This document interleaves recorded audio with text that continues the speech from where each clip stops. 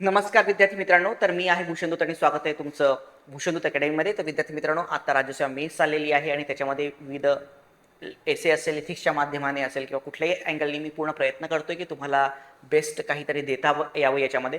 मित्रांनो, एकच दिवस उरलाय आता तुमच्या GSच्या पेपरला. ओके, तर ह्या GSचा जो काही पेपर आहे तर GSचा पेपर 1 जो आहे त्याच्यामध्ये 4 कंपोनंट आहेत: हिस्ट्री, जिओग्राफी, देन आपलं आर्ट अँड कल्चर आणि फोर्थ आहे इंडियन सोसायटी.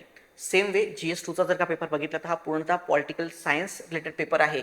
ओके, तर मी मित्रांनो जेव्हा मी तयारी करायचो 2012-13ची गोष्ट UPSCची, तर आमच्या वेळेस ना 2 ऑप्शन असायचे आणि जो पॉलिटिकल सायन्स हा काही इतका फेमस ऑप्शन नव्हता, हा फक्त महाराष्ट्रातच फेमस होता. ओके, परंतु पवॅट नाव जो ऑप्शनल आहे ना तो खूप चालायचा. पण जसा हा सिलेबस आला आणि यात जेव्हा विद्यार्थ्यांना लक्षात आलं की पेपर 2 म्हणजे पूर्ण पॉलिटिकल सायन्स आहे, म्हणजे 250 मार्क तर आपल्या जेव्हा पॉलिसिंगची तयारी करतो तर पेपर 2ची पूर्ण तयारी होऊन जाते. आणि तेव्हा या सब्जेक्ट एकदम बूस्ट घेतलं. तर नेमकं GSमध्ये जर मी इथे जे IR बद्दल बोलतोय तर मी आपण पहिले GSचा जो काही IR आहे त्याबद्दल मी बोलतोय.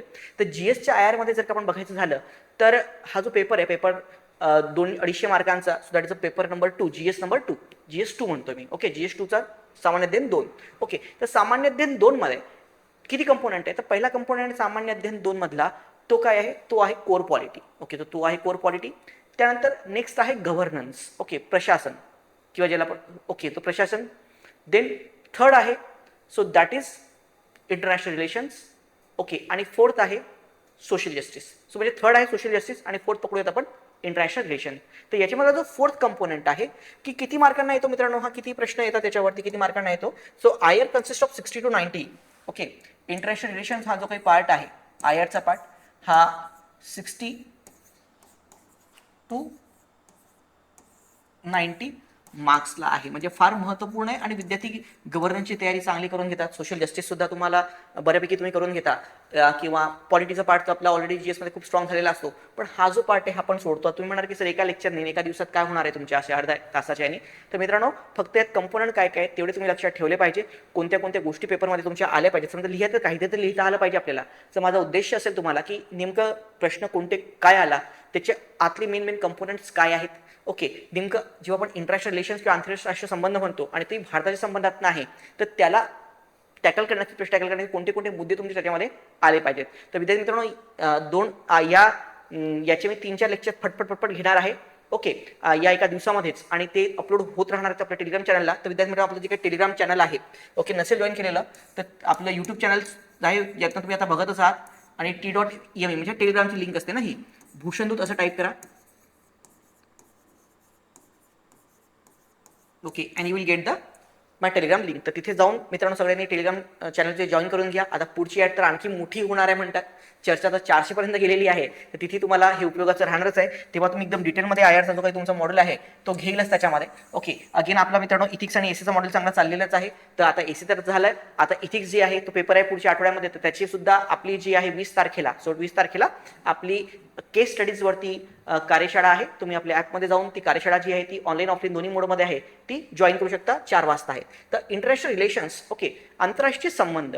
मग आता मित्रांनो इथे एक गोष्ट सुरू होते सगळी कशापासनं, ते एक टर्म तुम्ही वारंवार आजकाल न्यूजपेपरमध्ये ऐकत असाल, ती आहे Jio politics.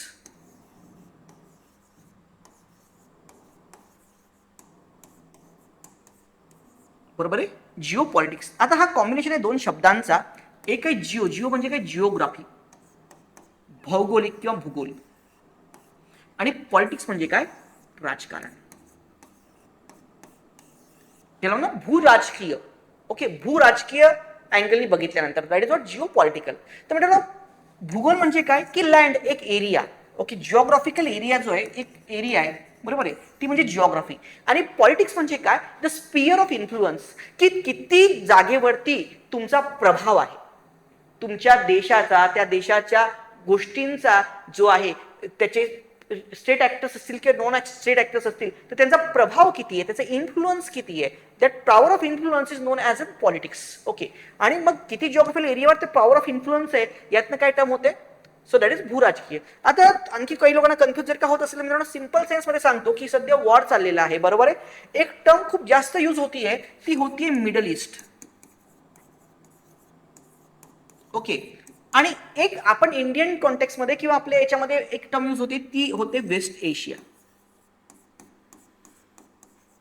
So west Asia हा जो कन्सेप्ट आहे, वेस्ट एशिया म्हणजे पश्चिम आशिया, आशियाचा काय भाग, पश्चिम भाग, बरोबर आहे. आशियाचा पश्चिम भाग म्हणजेच काय वेस्ट एशिया हा जिओग्राफिकल कन्सेप्ट झाला. तो वेस्ट एशिया हा काय झाला, जिओग्राफिकल कन्सेप्ट झाला.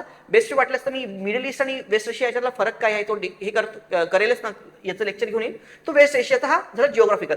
पण जेव्हा आपण जिओ पॉलिटिकल टर्म्समध्ये म्हणतो की तिथे जिओग्राफी सोबत स्पिअर ऑफ इन्फ्लुअन्स मॅटर करतं. मग स्पिअर ऑफ इन्फ्लुअन्स फक्त एशियापुरतं मर्यादित नाहीये, याच्यामध्ये आफ्रिकेचे, युरोपचे देश येऊ शकत नाहीत, बरोबर आहे. वेस्ट एशियामध्ये, एशिया आलाय ना म्हणजे एशिया, पण जेव्हा आपण मिडल ईस्ट म्हणतो हा युरोपियन कॉन्टेक्स्ट आहे. मिडल ईस्ट मध्ये काही आफ्रिकेचे सुद्धा देश येतात. Okay, so that is what. तो जेव्हा मिडल ईस्ट म्हणतो आपण, सो हा पॉलिटिक्स नाही, पॉलिटिक्स सोबत स्पिअर ऑफ इन्फ्लुअन्स, कॉन्फ्लिक्टचा जो एरिया आहे इस्रायल सोबत वगैरे, तो कॉन्फ्लिक्ट तो चालू होतो त्याच्यामध्ये. सो दॅट जो, आणि बाकी अरेबियन कंट्रीजचा, तर तो जो एरिया आहे, म्हणून जिओ पॉलिटिकल टर्म्स मध्ये त्या रिजनला मिडल ईस्ट असं म्हणतात. Okay, so that is known as middle east. Okay, हा याचं मी प्रॉपर लेक्चरच घेतो, 10 मिनिटाचा फक्त कन्सेप्ट तुम्हाला समजून वाटलं असतं. तर that is what Jio politics म्हणजे काय, स्पिअर ऑफ इन्फ्लुअन्स. आणि इथं सुरू होते मित्रांनो कन्सेप्ट ऑफ आयआर. मग आयआर म्हणजे काय, ते इंटरनॅशनल रिलेशन्स आहेत. रिलेशन्स आहेत की कारण काय मित्रांनो, जसं माणूस स्वयंपूर्ण नाही तसा कुठला देशही स्वयंपूर्ण नाही, बरोबर आहे. प्रत्येकाला दुसऱ्या देशाची मदतीसाठी गरज असते, बरोबर आहे. आणि त्याची सुद्धा कोणाला दुसऱ्या देशाला काय असते, मदतीची गरज असते. मग अशा केसमध्ये काय तर मित्रांनो काही संबंध निर्माण होतात, बरोबर आहे. And that is non as, आणि संबंध कशासाठी असतात, that is only for a interest.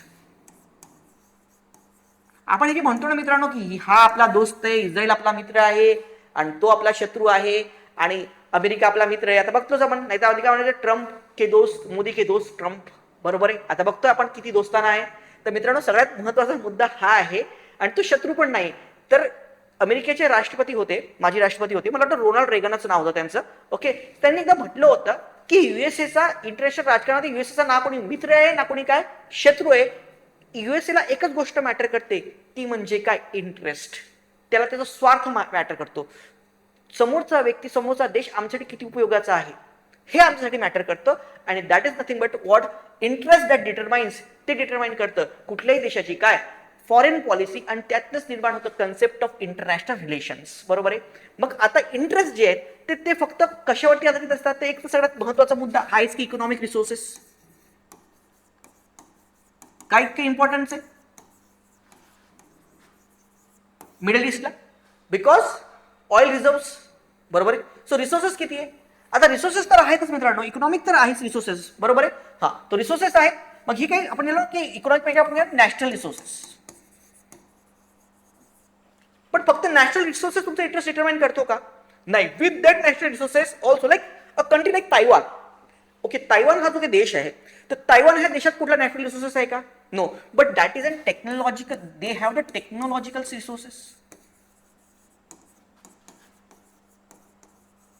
And all the there are, हे मी फक्त एक्झाम्पल देतो बघा, जास्त हे डिटेलमध्ये गेलो तर जास्त लांबणार. तर असे फक्त नॅचरल रिसोर्सवरती इंटरेस्ट डिपेंड नाही राहत, नॅचरल रिसोर्स असते, टेक्नॉलॉजी रिसोर्सेस आणखी डिपेंड जे आहेत, तर ते इंटरेस्ट डेव्हलप होतात, बरोबर आहे. So that interest that determines your foreign relations. Okay, की दुसऱ्याला आपली किती गरज आहे, याला याची किती गरज आहे. आपण बघतो की जे कट्टर दुश्मन सुद्धा दोस्त होऊन बसतात, बरोबर आहे. आणि दोस्त असलेले कट्टर दुश्मन होऊन बसतात.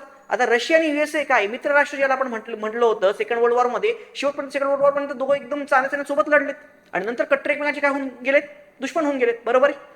सर इथे आंतरराष्ट्रीय संबंधामध्ये कोणी नेहमीचा शत्रू किंवा कोणी नेहमीचा काय नसतो, मित्र नसतो, बरोबर आहे. So that determines. मग आता कुठल्या कुठल्या गोष्टी आहेत की ती आपल्या याला, पहिली गोष्ट आपण पहिले हे विचारात घेऊन घेऊयात, पहिले आपण हे बघून घेऊयात की आपलं जे सिलेबस आहे तुमच्या जीएसचा. ओके, जीएसच्या दृष्टीने जर का आपण बघायचं झालं तर सामान्य अध्ययन जीएस पेपर 2 मध्ये हा 60 to 90 मार्क्सला हा जो काही भाग येतो, 60 to 90 मार्क्सला भाग येतो आयआरचा, आंतरराष्ट्रीय संबंधांचा. ओके, तर याचा सिलेबस काय काय तुम्हाला काय काय दिलेला आहे पहिले ती मी बघून घेतो. तो सिलेबस फक्त वाचून जा, त्यातले काहीतरी ओळी टाकून द्या. मित्रांनो खूप लोकांना वाटत असेल की नाही खूपच अवघड आहे सध्या, कसं करायचं. मला असे अनेक विद्यार्थ्यांचे फोन येतात. मित्रांनो तुमची स्थिती नाही, प्रत्येकाची स्थिती आहे. कारण काय ना, परीक्षा आली एका महिन्यामध्ये, मेन्स होती, सगळे गडबडलेले होते. ओके, तर असं खूप कमी, मी म्हणतो तुम्हाला मित्रांनो, मी जबाबदारी सांगतो, फक्त 20% मुलं आहेत की जे प्रिपेअर असतील, नाहीतर 70 to 80% मुलं प्रिपेअर्ड नाही आहे.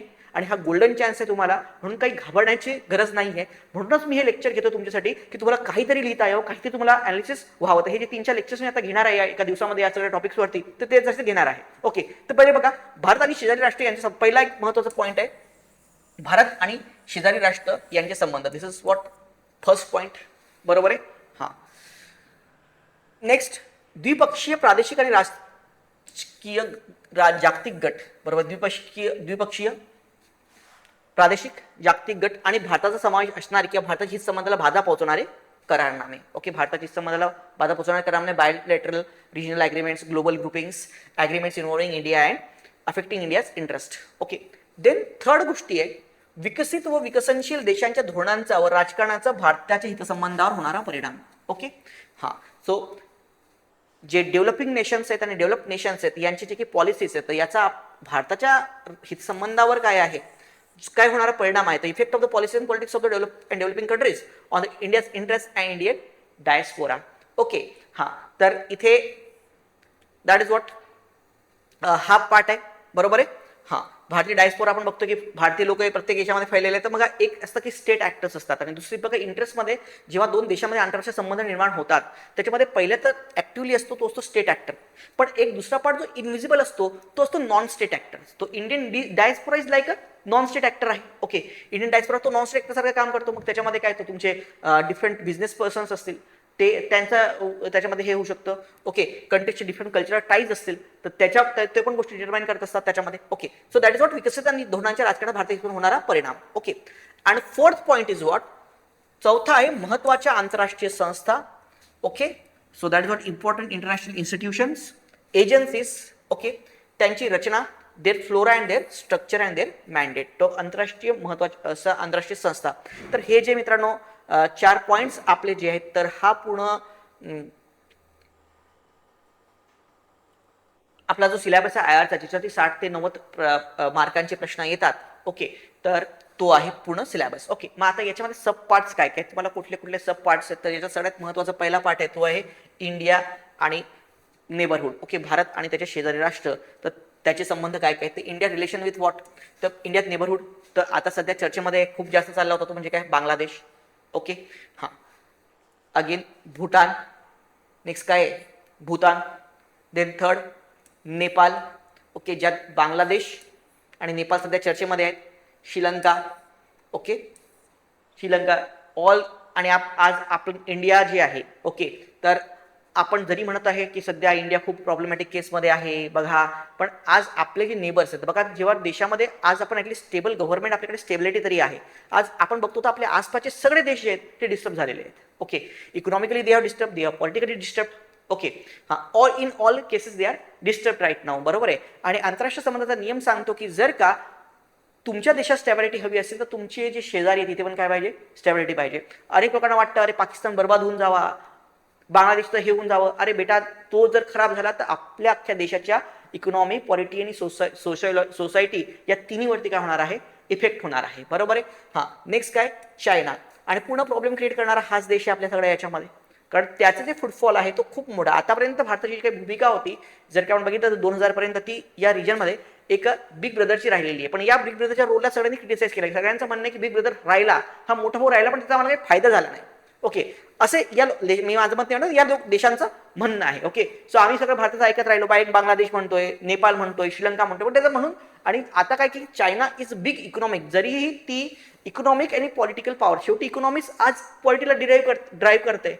आज चायना एक फार मोठी इकॉनॉमिक पॉवर म्हणून उदयास आलेली आहे आणि तो त्याचाच फायदा घेतेय की ती या सगळ्या कंट्रीजला काय देते, फायनान्शियल असिस्टन्स प्रोव्हाइड करते. आणि त्याच्यामुळे त्यांचं आणि त्यांच्या पॉलिसी आपल्या साईडमध्ये टर्न आउट करून घेते. जसं आपल्या सगळ्यात विश्वासनीय मित्र होता या सगळ्यांमध्ये तो होता मालदीव्स, तिथे पण तेच झालेलं आहे.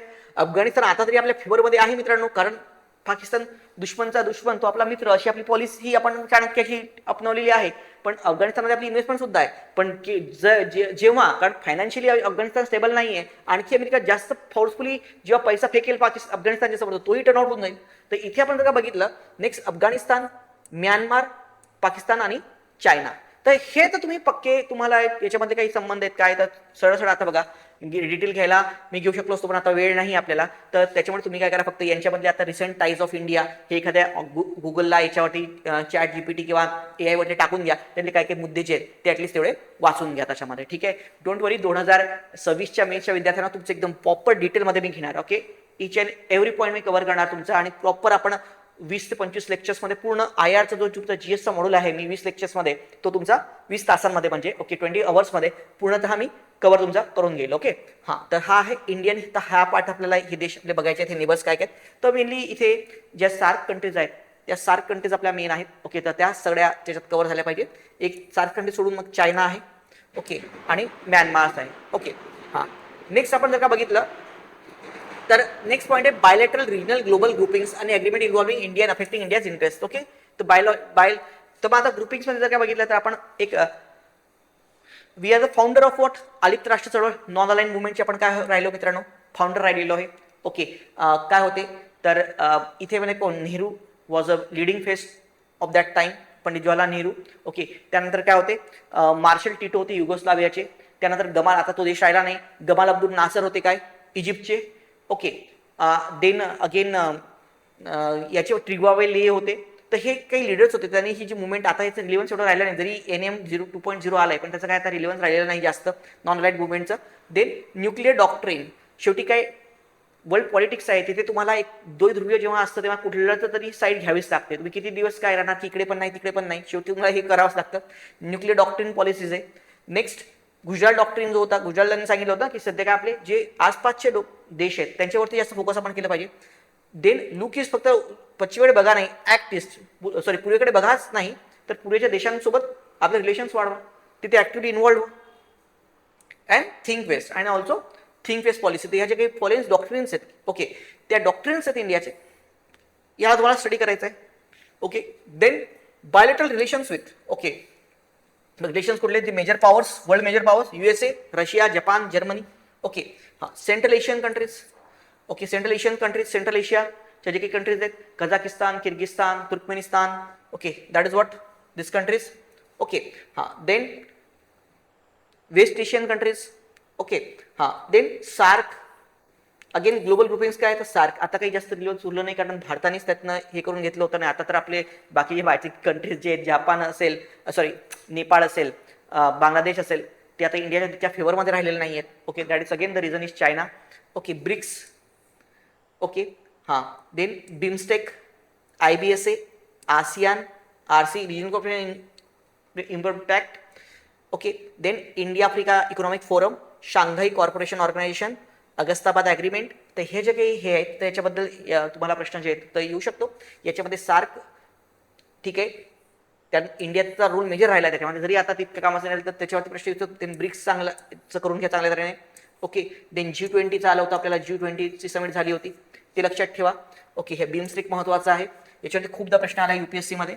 Okay, then Shanghai corporation organisation, तर ही यातली महत्त्वाची आहेत. ओके, जे मेजर पॉवर्स आहेत त्याच्याबद्दल आपले जे रिलेशन्स आहेत ते तुम्ही स्टडी करूनच घ्या त्यामध्ये. ओके हां, next west Asian countries, African countries, Australia, New Zealand, European countries, Latin American countries, Pacific. Okay, तर हे पण कंट्रीज आहेत, पण म्हणजे फक्त मेजर पॉवर करून घ्या. एक आफ्रिकन कंट्रीजचं एकदा बघून घ्या, बाकी काही जास्त करायची गरज नाही तुम्हाला.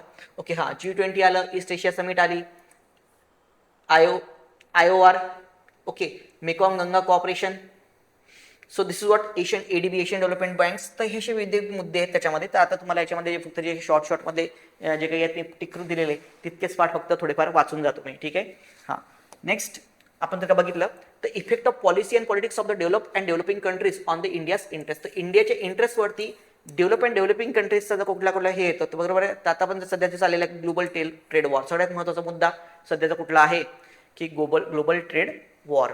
ओके हां, देन ग्लोबल करन्सी वॉर, हा जो सगळा ट्रम्पचा जो काही हे आहे तो होण्याचं कारणच काय आहे, ग्लोबल करन्सी वॉर. करेक्ट, जेव्हा डॉलर सोडून अनेक देश जे आहेत ते युआनमध्ये काय करत होते, ट्रेड करायला सुरुवात झाली. इराणचा पण तोच मुद्दा होता. आणि त्याच्यात कारण जर का ज्या दिवशी डॉलरचं महत्त्व कमी व्हायला लागेल तेव्हा अमेरिकेसुद्धा महत्त्व जागतिक राजकारणात काय व्हायला लागेल, कमी व्हायला लागणार आहे. म्हणून आणि अमेरिकेला तेच नाही पाहिजे. ओके, सो आपण जर बघतो तर लिबियाचा तो हे होता गद्दाफी म्हणून हे होता, बरोबर आहे. सो त्यांनी म्हटलं होतं की नाही आपण गोल्डमध्ये ट्रेड करू. आता डॉलरने डिसाईड नाही करणार, आपण एखादी करन्सी बनवूयात गोल्डच्या रिलेटेड आणि त्यातनं हे करू, हेच अमेरिका. आणि म्हणूनच तो जो अरब स्प्रिंग केला ना तो घडवून कोणी आणला. मित्रांनो, मी जबाबदारीपूर्ण बोलतोय हे की जगातले 80% ग्लोबल प्रॉब्लेम्स हे फक्त त्याच एका सुपर पॉवरमुळे आहे. कोणत्या? USA मुळे, बरोबर आहे. जगातली, आणि हे आज नाही 50 वर्षांना हेच चालू आहे. पण आपण दुसरी गोष्ट ही पण शिकली पाहिजे की तो सुपर पॉवर का झाला, कारण त्यांनी एज्युकेशनवरती वर्क केलं, त्यांनी तितकं लिबरल व्हॅल्यूज वर्क केले. आज तुम्ही बघा की आजही ट्रम्पच्या आगे एवढे मोठे प्रोटेस्ट होत आहेत अमेरिकेमध्ये. सो लिबरल व्हॅल्यूज त्या देशाने किती काय केल्या, डेव्हलप केल्या. त्या देशाने एज्युकेशनवरती काम केलंय, त्या देशाने आज आपण बघतो किती भारतीय किती ते सेटल होऊ इच्छितात, त्या देशाने इन्फ्रास्ट्रक्चरवरती काम केलंय. ओके, त्या देशाने डेमोक्रेसीवरती काम केलंय. तेव्हा तो इतका आहे, तर तो गुंडा एखादा देश माणूस गुंडा पण तो पढा लिखा गुंडा आहे, बरोबर आहे ना. सो ते असं नाही आहे त्याच्यामध्ये की त्या देशाने काहीतरी हे केलंय त्याच्यामध्ये की काही नाही उद्या चाललंय बंदूक हा उचलल्या आणि चलो रे खरं आपण जिहाद करून चला रे पुढा याला मारा याला त्याच्यात आक्रमण करा, असं नाही केलं त्यांनी जे काही दादागिरी केली ना तो तितका सक्षम झाला हे लक्षात घ्या. ओके, हां, तर that is the reason that तर हा करन्सी हा मेन रिझन आहे. आज करन्सी वॉर चाललेला आहे. आता ह्या बाकी करन्सी पण आलेले आहे, बिटकॉइन वगैरेचे इश्यू पण आलेले आहेत. Okay, then Syrian crisis, United Nation reforms हा महत्त्वाचा मुद्दा आहे, याच्यावरती प्रश्न तुमचा येऊ शकतो. Okay, WTO reforms, then South China sea conflicts. Okay, Brexit, ब्रिटनचं एक्झिट, तर हे जे काही रिझन आहेत, ओके, हे जे काही पॉईंट्स आहेत हे चर्चेमधले तुम्ही जे फक्त टिक केले ते पॉईंट थोडेफार वाचून जा तुम्ही त्याच्यामध्ये. ओके, हां, देन नेक्स्ट आपण जर का बघितलं तर इफेक्ट नेक्स्ट काय, इंडियन डायस्पोरा. तर मग भारताचा डायस्पोरा हा जगात कसा कसा फैललेला आहे आणि तो कसा पॉलिसीला इन्फ्लुअन्स करतो त्या देशांच्या. ओके, आणि इंडियन डायस्पोराला इनिशिएटिव्ह काय काय आहेत. ओके, हां, कोणते मग आपण प्रवासी भारतीय दिवस जो काही आहे तो सेलिब्रेट करतो. देन नो इंडिया प्रोग्राम आहे, तो आपण विविध देशांमध्ये काय करतो, ऑर्गनाईज करतो. आतापर्यंत आपण बघतो की अनेक देशांमध्ये भारतीय जे आहेत, तुम्ही जर का USA जरी बघितलं तर भारतीय वंशाचे अनेक लोक जे आहेत तिथे मोठ्या प्रमाणावरती पोहोचलेले आहेत. ओके, तर आपण USA मध्ये आज काश पटेल जे आहेत FBI चे डायरेक्टर आहेत ना सध्या, तर ते कोण आहेत. So he is an Indian डायस्पोराचा व्यक्ती आहे, तो पटेल आहे. ओके, असे अनेक लोक आहेत.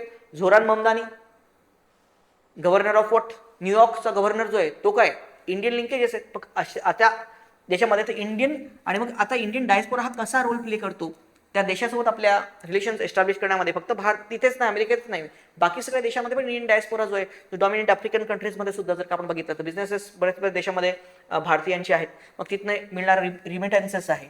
ओके, तर आपण काही देशातील लोकांना काय ड्यू नॅशनॅलिटी सुद्धा दिलेली आहे.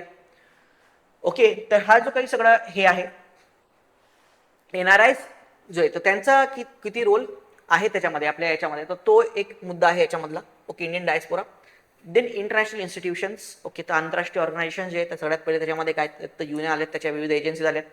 देन WTO आली, वर्ल्ड ट्रेड, नंतर काय वर्ल्ड बँक आली.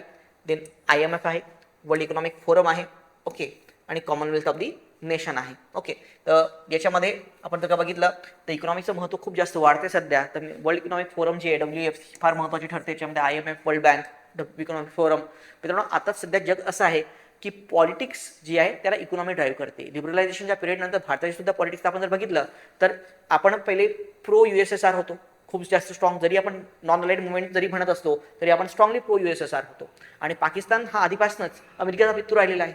ओके, नंतर काय झालं की USSRचं विघटन झालं, त्यानंतर भारताने लिबरलिझमच्या पॉलिसीज सुद्धा त्याच काळामध्ये एक्सेप्ट केल्या. मग पर्याय नव्हता भारताला, कुठल्या तरी एका सुपर पॉवर सोबत तुम्हाला राहावं लागेल. चायना एक सुपर पॉवर तेव्हा जे इमर्जिंग फेजमध्ये होता आणि चायनाशी तर आपले संबंध आधीपासून कटू राहिलेलेच आहेत, तर त्यात काही हे होत नव्हतं. तेव्हा भारताने जवळीक साधण्याचा प्रयत्न केला अमेरिकेसोबत. ओके, आपण आणि त्यानंतर मग आपण जर बघितलं तर राव मनमोहन सिंगच्या जे काही इरा होता तर त्याच्यामध्ये थोडे आपण संबंध स्टडीज झालेत, कारण तेव्हा तो नंतर थोडं सुरुवात होती सॉफ्टवेअर इंडस्ट्रीची. नंतर वाजपेयीच्या गव्हर्नमेंटमध्ये त्या गोष्टी स्ट्रेंथन झाल्यात. आणि तेव्हा जर का आपण बघितलं तर बिल क्लिंटन हे भारताच्या दौऱ्यावरती आले होते. आणि आफ्टर दॅट मनमोहन सिंगाच्या गव्हर्नमेंट बुश आणि मनमोहन सिंग यांच्यामध्ये एकदम पीकला संबंध पोहोचले, जे की राहिले होते. पण मागच्या त्याच्या 4 एक वर्ष 3-4 वर्षाच्या कालखंडामध्येच मोदींनी आणखी त्याला वाढवलं होतं, पण नंतर पुन्हा त्यात डाऊनफॉल आणि हे आंतरराष्ट्रीय संबंधामध्ये होत राहतं. ठीक आहे, तर या अपडाऊन्स हे चालू असतात त्याच्यामध्ये डिप्लोमसीमध्ये. तर हे आहे. ओके, हा पार्ट तुम्हाला करायचा आहे. तर नेमका इतका पार्ट जो आहे तो तुम्ही करून जायचा आहे त्याच्यामध्ये. तर आता मित्रांनो सगळ्यात पहिले आपण काय बघूयात की काय की फॉरेन पॉलिसी म्हणजे काय काय असतं काय नाही. ते इंट्रोडक्शन माझं पहिलं लेक्चर आहे तुमच्यासाठी फॉरेन पॉलिसीमध्ये. ओके, सगळ्यात पहिले मित्रांनो एक लक्षात घ्या की पॉलिसी, फॉरेन पॉलिसी म्हणजे परराष्ट्र धोरण आणि डिप्लोमसी. अनेक लोकांना हे वाटतं की डिप्लोमसी आणि फॉरेन पॉलिसी यात फरक काहीच कळत नाही. डिप्लोमसी म्हणजे काय आणि फॉरेन पॉलिसी म्हणजे काय. डिप्लोमसी म्हणजे काय आणि फॉरेन पॉलिसी म्हणजे काय, यातला फरक काय आहे तुम्हाला असं लिहिता आलं पाहिजे. काहीतरी मुद्दे टाकून द्यायचे त्याच्यामध्ये. तर परराष्ट्र धोरण जे आहे, डिप्लोमसी अनेकदा आणि काय एकाच साथ वापरतो, आपल्याला दोन्ही एकसारखे नाही आहेत. परराष्ट्र धोरण म्हणजे काय, आपली फॉरेन पॉलिसी म्हणजे की आपल्याला काय साध्य करायचं आहे. आपण काय साध्य करू इच्छितो, that is a foreign policy. आणि ते साध्य करण्यासाठी आपण जे काही स्टेप उचलतो ती म्हणजे तुमची डिप्लोमसी. ते कोणत्या वेळी तुम्हाला साध्य करायचं आहे हे ठरवणं गोल आहे आपला. तो गोल म्हणजे काय, आपली ती पॉलिसी की आपल्याला हे गोल अचीव्ह करायचं आहे. मग त्यासाठी आपण जे काही वे करतो, बरोबर आहे, जे ते साध्य करायचंय ते कसं साध्य करायचं याच्यावरती आपण जेव्हा वर्क करायला सुरुवात करतो तो दॅट बिकम्स अ डिप्लोमसी. तर दॅट बिकम्स व्हॉट, ती काय होते, आपली डिप्लोमसी होते. मग आंतरराष्ट्रीय संबंध म्हणजे काय, बरोबर आहे. हा, तर मग काय आहे बघा, तर बघा इथे दोन फॅक्टर्स येतात. एक असं स्टेट फॅक्टर आणि दुसरे काय असतात, नॉन स्टेट फॅक्टर. तर फक्त राष्ट्र संबंध म्हणजे आंतरराष्ट्रीय संबंध नाही, पण त्या राष्ट्राच्या तो झाला स्टेट, गव्हर्नमेंट नाही, गव्हर्नमेंट सोबतच बाकी पण काही फॅक्टर्स असतात की जे आपले इकॉनॉमिक टाईज रिलेटेड असतात. प्रायव्हेट फॅक्टर सुद्धा त्या देशातले असतात, ते सुद्धा तुमच्या देशाची जी आहे ती डिप्लोमसी जी आहे, तुमचं पॉलिसी, फॉरेन पॉलिसी ती ठरवत असतात. तर याच्यामध्ये बघा, जेव्हा इतर राष्ट्रांची, आंतरराष्ट्रीय संघटनांची, बघा एखादी राष्ट्र आंतरराष्ट्रीय व्यवस्थेचा भाग म्हणून जेव्हा इतर राष्ट्रांची, आंतरराष्ट्रीय संघटनांची, प्रादेशिक गटांची आणि विविध जागतिक घटकांशी संबंध प्रस्थापित करते, ते संबंध योगायोगाने किंवा तात्कालीन भावनेतून घडत नाहीत, तर त्या संबंधाच्या मागे एक ठराविक दिशा, एक व्यापक दृष्टी आणि दीर्घकालीन हित संबंध असतं. काय असते, दिशा, दृष्टी आणि हित संबंध असतात, इंटरेस्ट असतात. या सुसंगत उद्दिष्टाधारित दिशेलाच परराष्ट्र धोरण असे म्हणतात, बरोबर आहे. मग काय, तर परराष्ट्र धोरण म्हणजे काय की एखाद्या सार्वभौम राष्ट्राने आपल्या राष्ट्रीय हिताचे संरक्षण, संवर्धन आणि विस्तार करण्यासाठी आंतरराष्ट्रीय पातळीवर स्वीकारलेली एक सुसूत्र, सातत्यपूर्ण आणि धोरणात्मक भूमिका आहे. ओके, सातत्यपूर्ण आणि काय धोरणात्मक भूमिका जी काही आहे, ओके, ती म्हणजे परराष्ट्र धोरण आहे. ओके, ही एका विचाराशी नसते. मग याच्यामध्ये काय असते की डिप्लोमसी येते, व्यापार येतो, संरक्षण येतो, सांस्कृतिक देवाणघेवाण, कल्चरल टाईज येतात, आंतरराष्ट्रीय करार येतात, युद्ध, शांतता या सर्वांचा समावेश असतो, बरोबर आहे. थोडक्यात सांगायचं झालं तर परराष्ट्र धोरण हे एक्सटर्नल बिहेवियर असते. हे काय असते, बाह्य वर्तन असते, बरोबर आहे, जे राष्ट्रीय हितांना मार्गदर्शक करते. ओके, हा, परराष्ट्र धोरणाची संकल्पना. परराष्ट्र धोरण एखाद्या सरकारचे व्यक्तिगत मत नसते, ते केवळ सत्ताधारी पक्षाच्या घोषणांपुरते मर्यादित नसते. ते राष्ट्राच्या ऐतिहासिक अनुभवांवर, कशावर डिपेंडेंट आहे, हिस्टॉरिकल एक्सपिरियन्सेस, जिओग्राफिकल रियालिटीज, भौगोलिक वास्तव, economical needs, okay, security challenges आणि आंतरराष्ट्रीय बॅलन्स ऑफ पॉवर याच्यावरती काय असते, आधारित असते. करेक्ट. यामुळेच परराष्ट्र धोरण हे नेहमी काय असते, गतिमान असते, कारण त्यामध्ये काळ, परिस्थिती आणि जागतिक राजकारणात बदलले की धोरण हे बदलतो. अगेन ती कशी असते, दीर्घकालीन असते. सरकार अनेकदा खूपदा दिशा कायम राहतात. बघा आपण जर बघितलं होतं तर पॉलिसीज जर का फॉरेन पॉलिसीमध्ये जर का बघितलं तर आपण राव पासून तर अटल बिहारी ते मनमोहन सिंग इथपर्यंत पॉलिसी जवळपास काय होत्या, सेमच होत्या. ओके, मोदी आल्यानंतर थोडाफार त्यात बदल झाला, पण तरी पॉलिसीमध्ये जास्त फरक पडला का, नाही. तर खूपदा दीर्घकालीनच असते फॉरेन पॉलिसी. आणि आतील व बाह्य घटकांच्या परस्पर संबंधून त्यावर काय होतो, ही काय आतील आणि बाह्य घटक आहेत, इंटरनल फॅक्टर्स आणि एक्सटर्नल फॅक्टर, ह्या त्या गोष्टीवरती काय करतात, इफेक्ट करतात, बरोबर आहे. हां, मग आता determinants of India's foreign policy. तर भारताची जी फॉरेन पॉलिसी आहे याचे डिटर्मिनंट्स काय काय आहेत, कोणत्या गोष्टी आहेत की ज्या फॉरेन पॉलिसी ठरवतात. तर सगळ्यात पहिला महत्त्वाचा मुद्दा आहे मित्रांनो, तो आहे जिओग्राफी, बरोबर आहे. आपल्या पहिल्या सिलेबसचा पॉईंट आहे की इंडिया, बरं, भारत आणि त्याचे शेजारी. कारण काय मित्रांनो, आपण बघतो तर अटल बिहारी वाजपेयी जेव्हा भारताचे पंतप्रधान होते, त्यांनी जेव्हा पाकिस्तान दौरा केला होता, त्यांनी अनेक लोकांना त्यांना म्हटलं होतं की बाबा तुम्ही जे आहे तुम्ही पाकिस्तान दौरा करताय, पण पाकिस्तानी तुमचे 3 युद्ध झालेले आहेत वगैरे वगैरे हे सांगितलं होतं. तेव्हा वाजपेयींनी सांगितलं होतं की इतिहास बदला जा सकता है लेकिन भूगोल नहीं बदला जा सकता. आपला घर आहे मित्रांनो, तर आपलं घर आहे ना, आपल्या घराच्या एखाद्या शेजारी बेवडा आहे, तो दररोज जाऊन शिवाय देतो, ते त्याचं घर आहे. पण आपल्या घरात राहायचं आहे, त्याला त्या घरात राहायचं आहे. शेवटी त्याला आपल्याला काय, शेवटी तो किती असेल तर त्याला ऍडजस्ट करावंच लागतं, बरोबर आहे. हां, नाही एखाद्या वेळेस येऊन आपण ऑपरेशन सिंधू त्याच्यावरती करू शकतो, पण रोज रोज नाही करू शकत ना त्याच्यामध्ये. तर त्याला आपल्याला हे करावं लागेल डेफिनेटली, वेळाचं आपल्याला ऍक्शन घेतली पण पाहिजे. कारण आता इंडिया बदलला आहे, बरोबर आहे, म्हणतात ते जे की बरोबर आहे की उसूलों पर आज आए तो टकराना जरुरी है, अगर हो जिंदा तो जिंदा नजर आना जरुरी है. पण तरी शेवटी तो आपल्या बाजूला राहणारच आहे. ती डोकेदुखी आणि आपली एकच नाही, आता ते तर आधीच एकच होता, आता सगळे आजूबाजूला डोकेदुखी झालेत आपल्याला, कारण एकही स्टेबल नाहीये. आणि तेवढे इंडियन इकॉनॉमीवरती पण त्याचा काय होतोय, फटका असतो. आपल्याला बांगलादेश शिकवतो, बांगलादेश बरोबर. अरे पण भाई, पूर्ण तुम्ही जर का बघितलं तर बांगलादेश इनस्टेबल झाला तर आपला पूर्ण नॉर्थ ईस्ट इनस्टेबल होतोय. बघा नॉर्थ ईस्टला इन्स्टेबिलिटी चालू झाली की नाही, त्याला एक रिझन आहे. तुम्ही सर्च कराल तर म्यानमारमध्ये होतात, नॉर्थ ईस्ट इनस्टेबल होतोय. तुमचे जे बाजूचे जे कंट्रीज आहेत ते इन्स्टेबल झाले, तुमच्या देशाच्या स्टेबिलिटीवरती परिणाम होणारच आहे. ओके, आज फार मोठा एक्सपोर्ट इंडियाचा बांगलादेशला होत होता, आणि त्याचा मेजर जो होता तो वेस्ट बेंगॉलकडून. आणि आज त्या वेस्ट बेंगॉल मध्ये इकॉनॉमिक क्रायसिस, जे वेस्ट बेंगॉल राज्यामध्ये आसपासच्या राज्यांमध्ये, तिथं फार मोठा एक्सपोर्ट होतं त्या बांगलादेशमध्ये, तो इफेक्ट झालेला आहे. बरोबर आहे. सो लोकेशन, बॉर्डर आणि काय रिसोर्सेस आजूबाजूच्या देशांचे. ओके, आतापर्यंत आपल्यावरती भूतानसारखे देश आहेत, तेही म्हणतात की नाही तुम्ही आमच्यावरती काय हायड्रो पॉवर प्रोजेक्ट भारताचे आहेत भूतानमध्ये.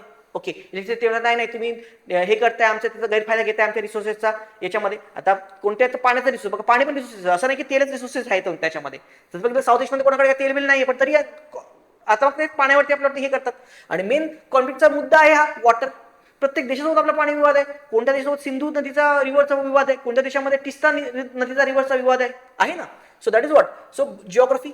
Okay, then history and cultures, आपले experience, historical ties and national identity. तर आपल्या संबंध आपल्याला माहिती आहेत की हिस्टॉरिकल आपले एक्सपिरियन्सेस जे आहेत ते इतके चांगले नाही आहेत कोणासोबत. सो पाकिस्तानसोबत तर नाहीच आहेत.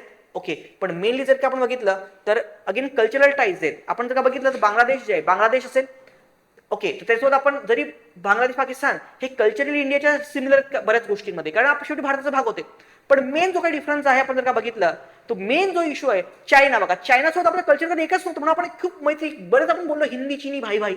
अरे पण काय तो भाईच आला आणि काय आपल्या जमिनी बडकवून चालला गेला, दादागिरी करून चालला गेला का? कारण आपली कल्चरल टाईज पुढेचा डिफरन्स आहे, डिफरंट आहे त्या देशासोबत. तर म्हणून कल्चर असेल तर टाईज चांगले डेव्हलप होतात.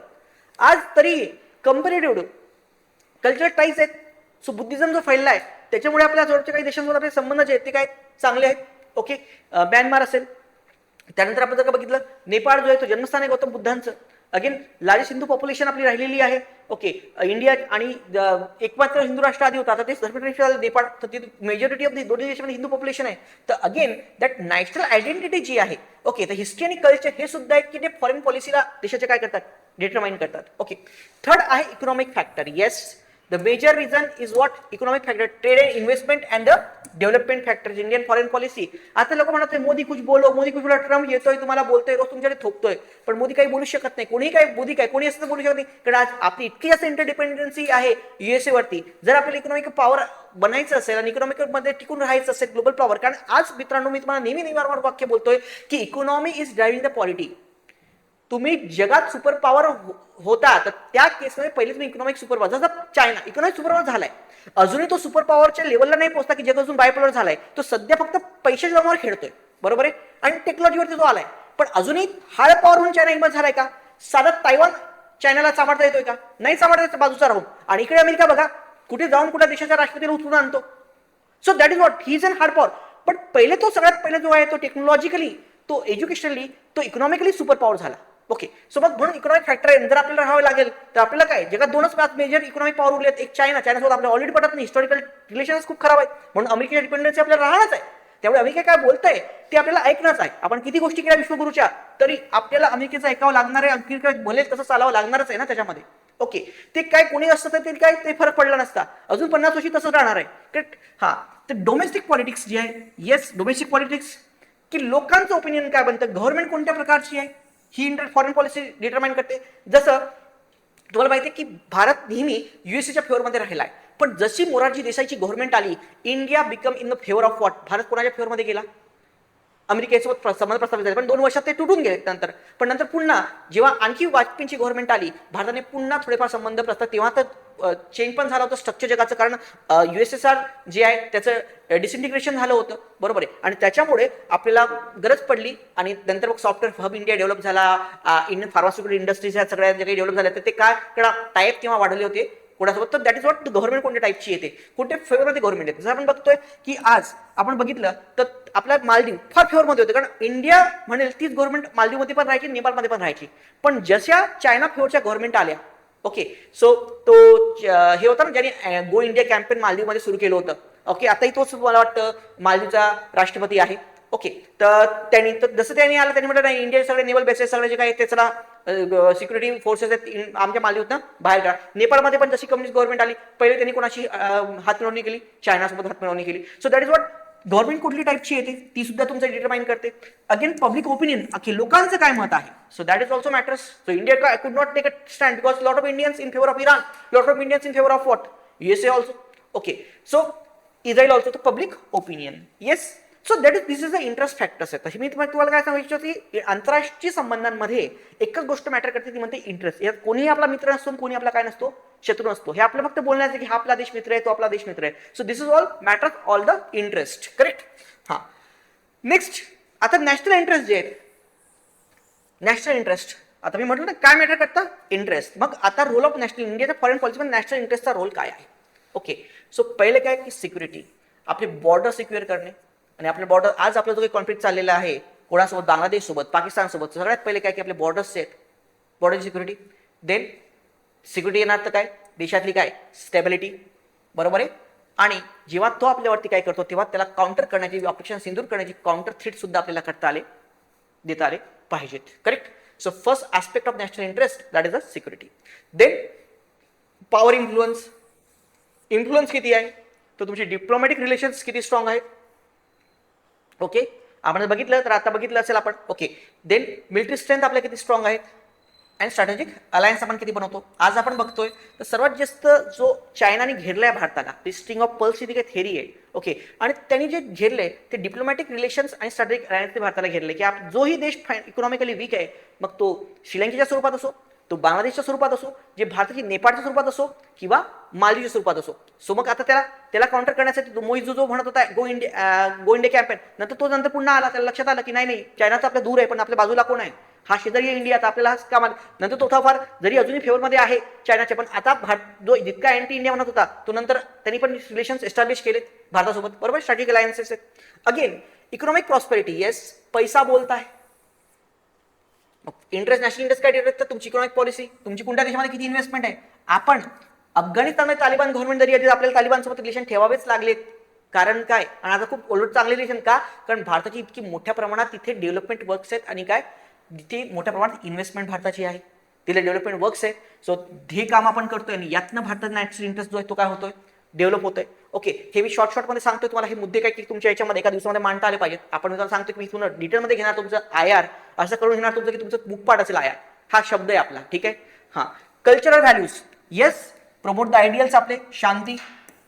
ओके, पंचशील तत्वे, आता त्याला काही जास्त रिलेव्हन्स तर राहिलं नाहीये. ओके, आपण बघतोय ट्रम्प आता येऊन काय कोणता पंचशीलन कसलं काय, बरोबर आहे. सो जगामध्ये काय की तोच बोलतो ज्याच्याकडे पॉवर आहे. ओके, तर आपण भारतीय आयडियल्स नेहमी राहिलेले की शांतता. आपण बघा एवढा मोठा देश होतो पण आपण अजूनही कुठल्या देशला, आपल्याला छोटे छोटे देश होते, कधी कुठल्या देशाला अटॅक केला का इतक्या वर्षाच्या मध्ये नाही केला. भारत बनण्याच्या आधी पण सुद्धा, भारत बनल्यानंतर सुद्धा, नाहीतर आपण काही नेपाळ वगैरे याच्यावरती अटॅक नव्हता करू शकलो असतो का, याला आपलं काही पार्ट घेऊ शकलो नसतो का. पण आपण कधी केलं का या देशावरती, आपण कधी विचार सुद्धा करत नाही. बिकॉज जरी आपण ॲज अ बिग ब्रदरच्या रोलमध्ये राहतो, याच्यामध्ये थोडंफार आपलं अधिराज्य गाजवतो पण कधी त्याला बळकावत नाही आपण. करेक्ट. हां, तर आपले आयडियल्स आहेत नेहमी. ओके, की जगा आणि जगू द्या, हा आपला जो काही संदेश आहे जगाला दिलेला. So that is what cultural tries आपले जे आहेत. आणि ह्युमॅनिटेरियन एफर्ट्स बघा तुम्ही, कुठल्याही देशामध्ये चायना फक्त फायनान्शियली मदत करतो पण ह्युमॅनिटेरियन एफर्ट्स कुठल्याही आपल्या आसपासच्या देशामध्ये हे होऊ द्या, सगळ्यात पहिले भारतीय ह्युमॅनिटेरियन एफर्ट्स जातात. आणि हे रिलेटिव्ह आहे आपल्या याच्यामध्ये. उलट इंडियाची ह्युमॅनिटेरियन इतके स्ट्रॉंग आहे की डॉक्टर कोट्टीस तुम्ही नाव ऐकलं, चायनामध्ये जेव्हा क्रायसिस झालं होतं तेव्हा तिथे इंडियननी आपलं हे पाठवलं होतं, आपले साताराचेच होते मला डॉक्टर कोटणीस. तर आपल्या आधीपासून हे पॉलिसी राहिलेली आहे, humanity, promote the ideals, cultural ties, हे आपलं हे करणे, बरोबर. हां, सो देन फॉरेन पॉलिसी, तो पॉलिसी गोल्स, डिसिजन, ॲक्शन्स आणि इंटरनॅशनल स्ट्रॅटेजी, ह्या गोष्टी ठरवणार आहेत फॉरेन पॉलिसी आपल्या. नेक्स्ट मित्रांनो, आपल्या भारताचे ऑब्जेक्टिव्ह काय काय, त्या गोष्टी जे नाही की फॉरेन पॉलिसी आपली आहे, परराष्ट्र धोरण आहे. मग हे कशासाठी, सगळ्यात पहिली गोष्ट, जान आहे तो जवान आहे, नॅशनल सिक्युरिटी, देशाची सिक्युरिटी स्ट्रॉंग राहिली पाहिजे, हा देश एक संघ राहिला पाहिजे. करेक्ट. ग्लोबल इन्फ्लुएन्सेस, आपल्या देशाचं आपल्या देशाचं महत्त्व वाढलं पाहिजे. फॉरेन पॉलिसी काय भारताचं महत्त्व वाढलं पाहिजे आंतरराष्ट्रीय स्पिअरमध्ये. ठीक आहे. हां, देन नेक्स्ट आपले भारतीय जे आहेत, आपण जर बघतो आता इराणमध्ये अटॅक झाला, सगळ्यात पहिले आपल्याला चिंता झाली. अगेन मिडल ईस्टमध्ये आपल्याला माहिती आहे 1 कोटी भारतीय राहतोय आपण, 1 कोटी भारतीय राहतात असं म्हटलं जातं त्याच्यामध्ये. ओके. हां, तर आहेत इराणमध्ये राहतात, मग त्यांची सिक्युरिटी आपली जी आहे ती करणं, हे आपले अगेन फॉरेनमध्ये जितके भारतीय राहतील तितकं रिमिटन्स आपल्याकडे, आपली इकॉनॉमिक प्रॉस्पेरिटी होती. ओके, त्यातनं काय राहणार, जितके आपलं भारताचे इन्फ्लुअन्स राहणार, आपण पीस, शांतता आहे त्याला प्रमोट करूयात, बरोबर आहे. हां, आणि ग्लोबल चॅलेंजेस जे आहेत, जेही ग्लोबल चॅलेंज जगामध्ये येतील त्याला काय करणे, ॲड्रेस करणे, त्याला आपली जी संकल्पना राहिलेली आहे की वसुदेव कुटुंबकम सर्वे भवन्तु सुखिनः, ओके, यातला अप्लाय करणे. ठीक आहे. हां, सो आपण जे आहेत प्रिन्सिपल ऑफ फॉरेन पॉलिसीचे प्रिन्सिपल्स आहेत ज्याच्यामध्ये आपण ते म्हणतो पंचतत्व जे आहेत त्याच्यामध्ये, बरोबर आहे. हां, तर ती कोणती आहेत आपल्या याच्यामध्ये. So this is what, national sovereignty, peaceful coexistence, non alignment, बरोबर आहे. हा international cooperation, economic stability, respect of the Panchsheel agreement ज्याला आपण म्हणतो Panchsheel, okay, respect of the human rights, okay. आणि अगेन याच्यामध्ये मी थोडे एखाद दोन मुद्दे आणखी मी टाकत त्याच्यामध्ये, that is not promoting the democracy, okay. तो लोकशाहीला प्रमोट करणं, मानवता आहे त्याला सपोर्ट करणं, इकॉनॉमिक स्टॅबिलिटी आहे जी आहे, ओके, त्याला हे करणं, अगेन इंटरनॅशनल कॉपरेशन वाढवणं जगामध्ये, नॉन अलाइनमेंट मुवमेंट आपल्या आलित राष्ट्र आहे, आता नॉन अलाइनमेंटचा रिलेव्हन्स झालंय आता कमी, ओके, त्याच्यामध्ये पण पीसफुल को एक्झिस्टन्स आहे, नॉन सोव्हरेनिटी आहे, बरोबर आहे. तर हे नॅशनल सोव्हरेनिटी आहे की आपण स्वतंत्र हे नेहमी भासलं पाहिजे, जसं कुठल्या देशाचा आपल्यावरती इन्फ्लुअन्स आहे हे आपल्याला सार्वभौमत्व जे आहे ते टिकलं पाहिजे त्याच्यामध्ये, ओके. हां, तर ही पंचशील ॲग्रीमेंट जी आहे तर हे आपल्या फॉरेन पॉलिसीचे मेन डिटर्मिनंट फॅक्टर्स आहेत. तर मित्रांनो आता जे काही सेशन आहे आपलं, तर याच्यामध्ये आपण फक्त इंट्रोडक्शन काय काय आहे आणि नेमकं फॉरेन पॉलिसी काय असते हे घेतलेलं आहे. मी आजच आता आपल्या याच्यामध्ये 2-3 व्हिडिओज तुम्हाला बनवून घेतो, यातले काही जे सब टॉपिक्स आहेत, ओके, जसं आता सध्याचं काही इराण कॉन्फ्लिक्ट वगैरे चाललेलं आहे त्याच्याबद्दल असेल, किंवा अगेन इंडिया आणि रिलेशन्स आहेत चायना वगैरेचे, त्यासोबत एखाद 2-4 व्हिडिओ शॉर्टवाले बनवतो, कारण आता तुम्हाला जास्त वेळ नाही आहे तर ते थोडेफार आपण बनवून घेऊ. बाकी तुमच्या सोबत राहणारच आहे. आपलं ॲप डाउनलोड करून घ्या, भूषदूत अकॅडमी, आणि 20 तारखेला मित्रांनो आठवणीने आपलं सेशन आहे, that is what on ethics, okay. 4 तासाचं पूर्ण सेशन आहे, त्याच्यामध्ये पूर्ण इथिक्स तुमचं मी कव्हर करून घेणारच आहे, तर तेही सगळ्यांनी अटेंड करायचं आहे, ओके. थांबूयात मग. थँक्यू व्हेरी मच, धन्यवाद.